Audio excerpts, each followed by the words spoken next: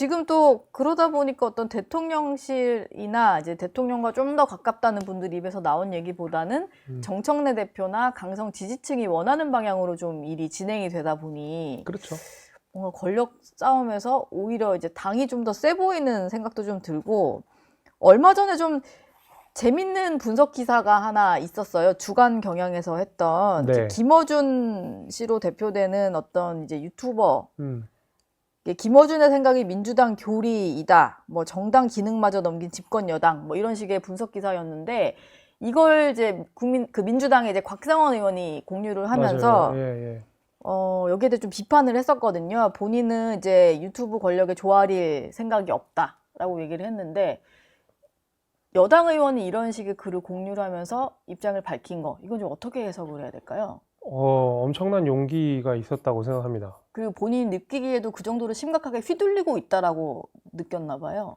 아니, 근데 그거 예. 민주당만 느끼는 게 아니라 모두가 다 느끼는 거 아닙니까? 음, 뭐 전 국민이 다 민주당의 입을 바라보는 게 아니라 김어준의 입을 바라보는 거 아니에요.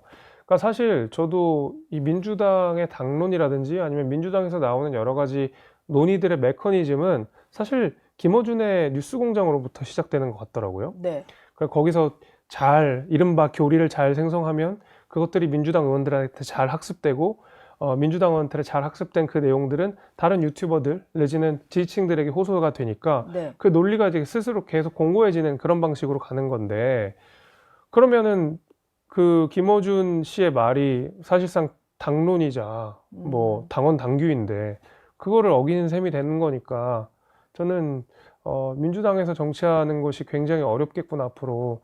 그 최근에도 제가 기억으로 지난해였는데 뭐 검찰개혁 관련한 표결이었던 걸로 기억합니다. 네. 거기에서도 곽상원 의원이 제 기억으로 원내 부대표인가 그랬었는데 반대 맞아요. 표결을 하면서 거기도 쫓겨나고 뭐 엄청난 공격에 시달렸다고 들었거든요. 예. 하물며 제가 기억으로 심지어 반대표도 아니에요. 무효표, 그 기권표였던 걸로 기권. 기억하는데 그 정도로 공격을 당했는데 지금 상황에서 저렇게 완전히 이 당론에, 이른바 당론에 반대되는 이야기를 했으니 사실 입지가 굉장히 줄어들긴 하겠죠.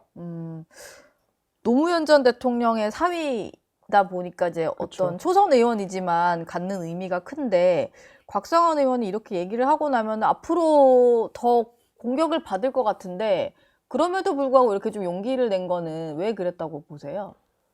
뭐 이대로 가면 안 되겠다는 생각을 하고 있겠죠. 아니, 지금 그 정도가 아니라 검찰 개혁과 관련해서는 네. 사실 대통령과 당대표가 이견 차이가 있는데도 불구하고 사실 당대표와 훨씬 코드가 잘 맞고 있는 김어준 씨가 말하자면 형성되는 여론으로 이런 개혁이라는 이런 모든 과제들이 그냥 뚝딱뚝딱뚝딱 되는 거잖아요. 심지어 대통령의 의중에도 반대되는, 그 대통령 의중과도 맞지 않는 내용들이, 네. 이거는 사실 심각한 어떤 국가기강의 문제라고도 전 볼 수 있는 거기 때문에 네. 그래 곽상원 의원이 용기 내신 것 같아요. 이게 보수 쪽에도 뭐 김어준 씨를 표방하는지는 모르겠습니다만, 전환길 씨 같은 예. 경우가 이제 유튜브 활동을 열심히 하시면서 예. 어떤 당의 영향력을 좀 행사할 수 있다, 이런 얘기를 좀 자주 하시잖아요. 네, 네. 근데 방금 전에 연결을 했던 김민수 최고위원에 대해서는 전환길 씨가 많이 도와줘야 된다라고 한 반면에, 이번에 같이 최고위원이 된 양향자 최고위원이나 김재섭 의원, 그리고 김용태 의원, 이런 분들에 대해서는 내부 총질하는 사람이다라고 뭐 저격을 좀 해요. 네, 네. 이거는 이제 뭔가 본인의 힘을 좀 보여줘서 이런 좀 혁신적인 얘기하는 분들에 대해서는 이제 대대적인 공격에 좀 나서야 된다, 이런 여론을 좀 형성하려고 하는 걸까요? 뭐 여론 형성한다고 해서 그 조그만한 그 바운더리 안에서 뭐 형성한다고 그게 당의 입장으로 반영될 것도 아니고요. 그 전환길 씨 관련해서 그렇게 방송에 질문이 오니까 대답을 하는데, 거기는 그냥 뭐 부정선거, 뭐 계몽령 앵무새 아닙니까? 그것만 예. 반복적으로 부정선거 무새처럼 돼버린 사람한테는 먹이를 주면 안 된다고 생각합니다. 먹이 금지. 먹이 금지. 음. 반응을 보일 필요가 없는 거군요. 네. 그냥 그대로 본인의 역할을 하시면서 잘 돈 많이 버셨으면 좋겠어요. 예. 근데 이분들이 자꾸 뭐 공천 얘기를 좀 하시고, 일부 뭐 고성국 TV 진행하신 고성국 씨 같은 경우는 뭐 자릿수까지 얘기를 하면서 공천에 영향력을 행사하겠다, 이런 얘기를 좀 대놓고 하잖아요. 네. 이건 좀 조치를 해야 될 문제라고 보십니까? 그러니까 그 양반들이 뭐 되면 네. 뭐라도 되는 사람들이면 뭐 조치도 하겠지만은 아니 뭐 아무 실권이 없는 사람들인데 뭐 바깥에서 어떤 그 주장을 예, 하든 이런 간에. 말 그대로 허언증처럼 내가 몇 석이야. 근데 그 하는 의도는 알겠어요. 이제 그거 왜냐면 보통 당대표와 가까운 뭐 유력 인사가 있다 하면 네. 공천에 그 말하자면 이 목이 마른 사람들이 거기 가가지고 이제 로비를 하게 되는 그런 정치권의 나쁜 관행들이 좀 있었거든요. 근데 그 양반들이 이제 지방선거도 다가오고 큰 판이 벌어지니까 거기에서 내 영향력이 이만큼이니까 나를 찾아와라. 뭐 이런 거죠. 그래서 저는 그냥 돈벌이기 때문에 그 사람들이 그렇게 허언을 이야기하는 것들이 그냥 애초에 관심을 줄 필요도 없다고 생각합니다. 오히려 이걸 계속 얘기해서 좀 키우거나 뭐 그 사람들이 실제로 영향력이 네. 있을 것 같이 반응 보일 필요가 없다. 이것도 같은 뭐 그렇죠. 얘기시겠네요. 먹이 금지, 네. 먹금. 먹금이다. 조국혁신당 얘기를 좀 넘어가 보겠습니다. 네. 이게 당내 어떤 성비위 문제에 대해서 좀 제대로 조치를 안 하고 있다가 지도부 총사퇴까지 좀 이어진 그런 상황인데 당 내에서 조국 원장, 지금 원장직이잖아요. 조국 원장이 비대위원장을 맡아야 된다라는 일부 의견이 나온 거에 대해서 피해자 측에서는 반대를 공개적으로 했어요. 당 수습을 하려다 보니까 사실 이제 상징적인 인물인 조국 원장이 좀 필요할 수도 있는 상황이고 뭐 그런 것 같은데 그래도 비대위원장에 좀 거론하는 건 좀 아니지 않을까요?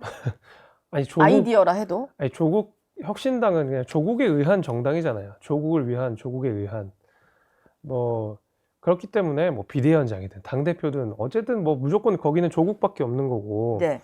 제가 알기로 조국 혁신당도 원래 조국 신당이었는데 그게 선관위에서 이거는 너무 이제 특정인의 이름이 돼서 안 된다 해서 뭐 조국 혁신당 뭐 이런 식으로 바꾼 걸로 제가 얼핏 기억이 나는데 그만큼 조국 혁신당은 그냥 조국 그 자체잖아요. 네. 그러니까 조국과 말하자면 이 조국을 둘러싼 사람들의 정당인 건데 그 세력의 정당인 건데 그러면 대안이 또 누가 있겠어요. 그러니까 웃긴 거죠. 거기도 뭐 99%로 당선돼 가지고 그 뭐 조국 대표 당선되고 뭐 이런 거 아닙니까? 네. 그러니까 그 이 어지러운 국면을 결국에는 조국 전 대표가 알아서 수습은 하셔야 되는데 네. 문제는 비대위원장까지 가는 건 그렇다 치더라도 본인이 이걸 수습할 능력이 있느냐 이거죠. 수습할 능력이 없죠. 네. 다른 사람들은 애초에 비대위원장 가는 것 자체가 부담스럽고 비대위원장 가는 것 자체가 큰 의미가 없을 거고 결국 조국 전 장관이 뒤에서 배후에서 그 유력을 행사할 텐데 그러면 결국 본인이 등판해서 수습을 해야 되는데 지금 이게 수습할 수 있는 상황이냐고요. 당 해체해야 되는 거 아닌가 모르겠어요. 아예 당 해체까지 가야 된다. 조국 전 장관은 정계 은퇴하고 당 해체해야죠 거기. 조국 원장이 그 수감 당시에 본인이 뭐 옥중에 있었고 그러다 보니까 그 비당원 신분이었고 그래서 할 수 있는 일이 없었다라고 얘기는 하시는데 뭘 없어요. 없기는. 그 양반 하루에도 12번씩 SNS를 올리지 않으면 병이 걸리는 가시가 치는 사람인데 심지어 이제 수감 중에서도 옥중 예, 서신 예. 보내고 했었잖아요. 옥중 서신 보내고 뭐 심지어 배우자가 감옥에 있을 때도 철봉해가지고 인증샷 하시는 분이 네. 무슨 세상 비당원 같은 말도 안 되는 핑계를 댑니까? 그거는 진짜 그 지나가는 개가 웃는 이야기인 거고요. 소가 웃을 이야기인 거고요. 예. 여기에 대해서 책임지기 싫었다라는 것이죠. 그거는 그냥 냉정하게 바라보면 해서 비겁한 변명. 아니 당연하죠. 같은 거네요. 말도 안 네. 되는 소리죠. 그리고 예. 뭐 지금이라도 할 수 있잖아요. 그리고 수습 정말 정중하게 사과하고 뭐 조치하고 뭐 제명할 사람 제명하고 해야 되는데 결국엔 다 자진 사퇴 형국으로 가는 거고 본인은 뒤에 쭉 빠져가지고 프로필 사진이나 바꾸고 있는 거 아닙니까? 이렇게 예. 듣고 있겠다는 거. 뭘 들었는지 그 모르겠어요. 프사 바꾼 거 좀 어떻게 해석을 해야 될까요? 심각한 그 공감 능력 결여죠. 지금 상황이 이렇게 됐는데 뭘 듣습니까? 그 사진을 그렇게 바꾸고 있는 게 뭐 하는 겁니까? 그게. 프사를 자주 바꾸는 사람들이 자기애가 되게 높은 아. 사람들이라고 하던데 이런 와중에도 자기애를 좀 발산하는 그런 모습이 어떻게 비칠지를 좀 생각을 해야 될 텐데. 진짜 글쎄요. 뭐 너무 험한 말이 지금 막 입에서 튀어나와가지고 예. 방송이라 차마 못한 점을 삐처리라도 되면 제가 막 하겠는데 네. 라이브라서. 아무튼 엄청 험한 말을 지금 하고 있다고 생각하시면 됩니다. 예, 알겠습니다. 눈빛으로 좀 나왔습니다. 네, 엄청난 험한 말을 하고 있습니다, 제가. 국회에서 김재섭 의원이 주최하신 토론회에 예. 오세훈 시장과 이준석 의원이 다 예. 모여서 이준석 개혁신당 대표가 다 모여서 뭔가 이제 연대를 하려나 이런 생각이 좀 들었는데 그 자리에서 또 하필 오세훈 시장이 합당이 됐든 선거 연대가 됐든 어떤 형태로든 지방선거에서 개혁신당과 합심해야 된다 이런 얘기를 하셨어요. 그 자리가 사실 뭐 그러려고 주최하신 토론회는 아닐 텐데. 그런 건 아니었죠. 예. 이 오세훈 시장 얘기는 좀 어떻게 들으셨나요? 한 2달 전인가요? 두세 달 전에 당시 오세훈 시장이랑 김용태 당시 비대위원장이랑 네. 이준석 의원이랑 그리고 제가 같이 이렇게 만찬 회동을 한번 한 적이 있었고 네. 보도도 많이 나왔잖아요. 예, 그때 보도도 많이 나왔고 근데 그때 했던 얘기도 사실 그런 거예요. 근데 지방선거가 간단한 상황은 아닌데 그러니까 이재명 임기 초반이고 그리고 이재명 그 대통령 스타일이 때 되면 이제 뭐 돈도 풀고 막 온갖 포퓰리즘들을 난무해서 선거를 치르려 할 텐데 네.